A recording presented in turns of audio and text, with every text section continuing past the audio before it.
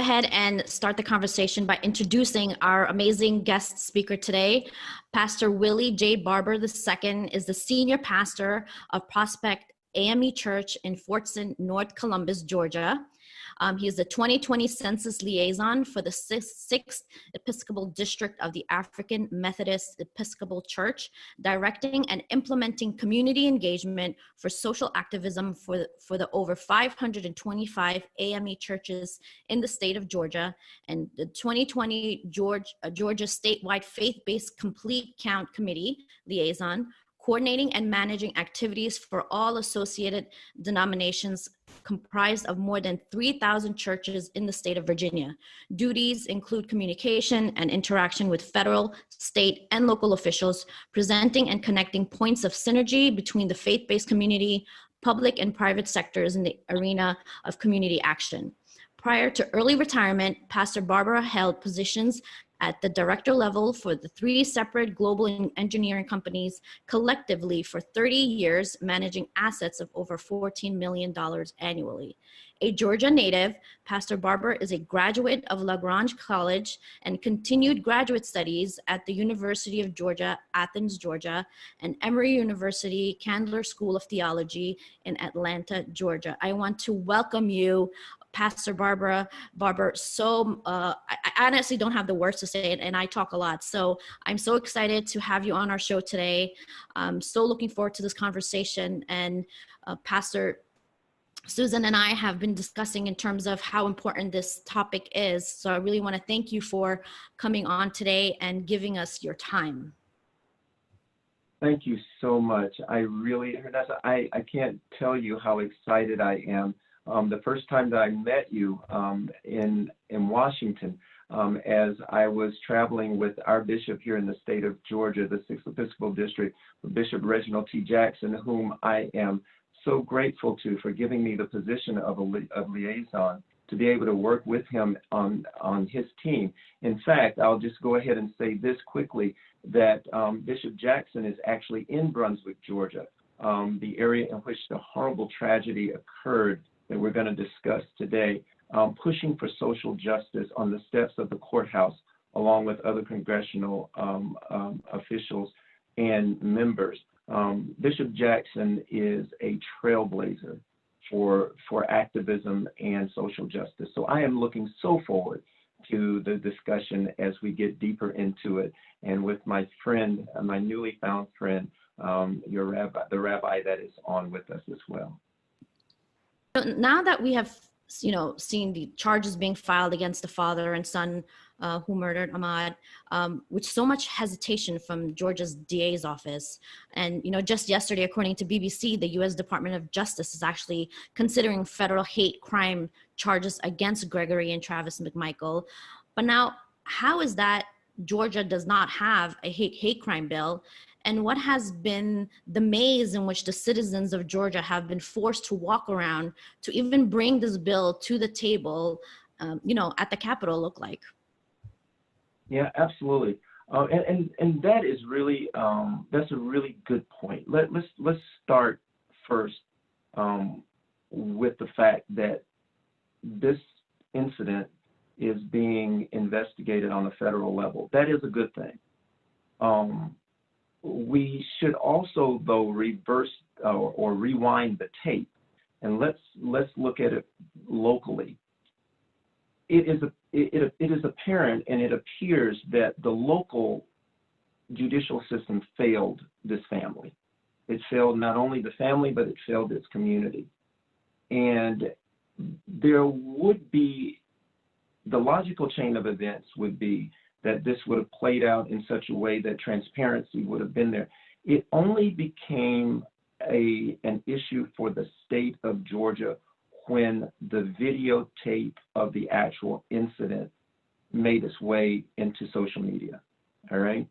The fact that the GBI is now involved is also a good thing. Georgia does not have a hate crimes law. Bishop Jackson has worked feverishly on making sure that something is done that we would have one. We've been working on on that issue for over a year with the congressional leaders in both houses. I'm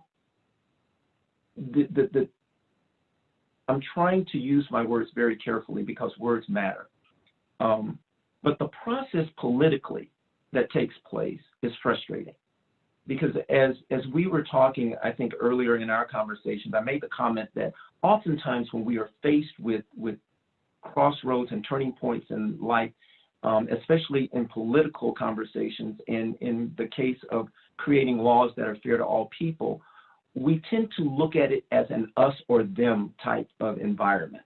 And somehow we line up like we're at a football game, thinking that, oh, well, if this side gets this, then the other side must get something else. There are times when we must just do the right thing. The hurdles for the hate crime legislation in Georgia is pretty simple. It has been watered down to the point that there are so many loopholes that it is debatable that the current bill that is being sponsored in the House, it's debatable whether or not it would even be effective as a hate crime law. One of the components of argument was that in order for a hate crime to be identified in Georgia, if this present bill passed, there would have to be other crimes that were committed that would be associated with the hate crime itself, and therefore lead to prosecution and so forth. And forgive me, I'm not a lawyer, but I am astute enough to know that when we put so many stipulations on a law, the law becomes ineffective, and those are known as loopholes. And that brings no justice to those individuals that are affected. So, no, Georgia does not have a hate crime law. And I think that particularly in the South is super sensitive to anything that is associated with hate crimes or hate because of our history. And our report card is not very good. So I hope that somehow answers at least part of the question. No, absolutely. And that's something that we're hoping will change, right? Throughout the United States. That is a very important Absolutely. aspect of protecting all of the citizens who live in this country.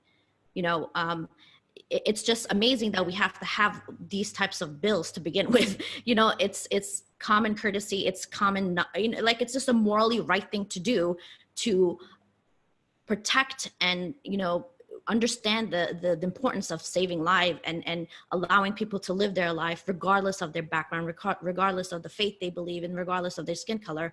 But we're not there, right? We are not there as a country. We're not there. But we have to get there. And that's why we're here. And that's why we're having this conversation. Pastor Barber, go ahead. Oh, I'm so sorry. I didn't mean to interrupt, but you struck something there that I don't want it to slip by. Regardless of our faith, it is important for the community of faith to come together to see that there's commonality when it comes to these types of events. This happens to be a hate crime or allegedly a hate crime. I'll be very careful there. This happens to be an event where one individual was slain. But let us think about our places of worship when we talk about hate crime legislation. It has not been that long ago since we were all working on plans to keep our worshipers safe because of the fear of individuals who would hate simply because of a person's ethnicity, their belief, or their religion. This is no different. It is just singular where the other was plural. So it's common sense to say that there should be an airtight, loophole-free law that deters the type of action that took this young man's life. You just hit the nail with the hammer on the head, right? And I work in a place of worship. You work in a place of worship. Rabbi Susan works in a place of worship. And we're constantly dealing with people, whether they're spewing hate speech or hate crimes or threatening us with something or another. We're all in the mix of this. And you're right. As faith communities, we have to come together, because one community being targeted is as if we're all being targeted. And that as human beings, our faith teaches us that we have to have each other's back. So I'm completely 100% with you on board with this.